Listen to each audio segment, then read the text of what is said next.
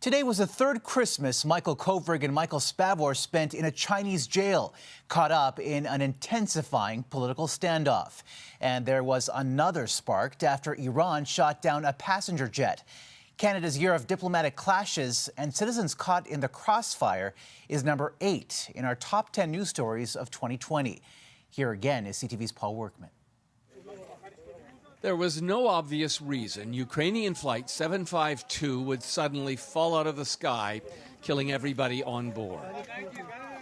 Even with video showing the plane under attack, it took Iran 3 days to admit the truth and accept blame. The evidence indicates that the plane was shot down by an Iranian surface-to-air missile. This is politics, this is war, and we don't understand that. Hamid Ismailian from Toronto lost his wife and his daughter. If you lose your parents, your mom, your dad, I think that's a different experience. But my wife and my daughter and other 174 people, they were murdered. It began with the U.S. killing Iran's most beloved general in a drone attack. Iran responded by firing missiles at American soldiers in Iraq. At the height of those tensions, Flight 752 tragically became a target, devastating Canada's Iranian community.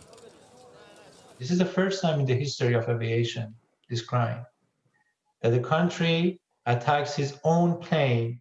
The families understand their struggle for justice is just beginning as the painful first anniversary approaches. In that morning, we trusted the airport and we trusted the airline.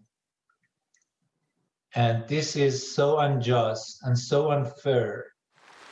Canadians in the crossfire applied to China as well, where Michael Kovrig and Michael Spavor spent a second year in jail, dubiously accused of spying.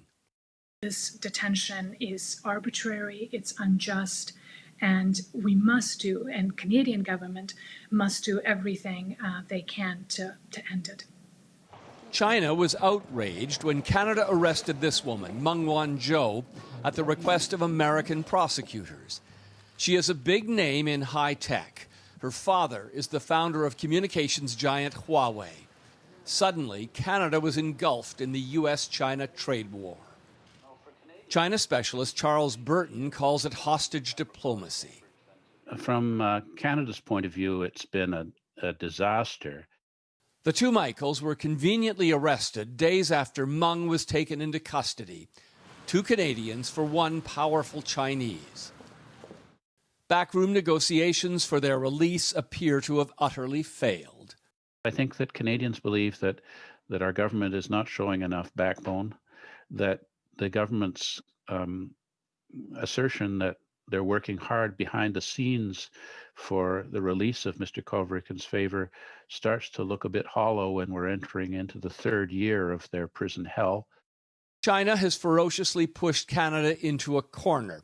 It seems that any deal to release Meng will have to come from the Americans, with the fate of the 2 Michaels dangling in the balance. Paul Workman, CTV News, London.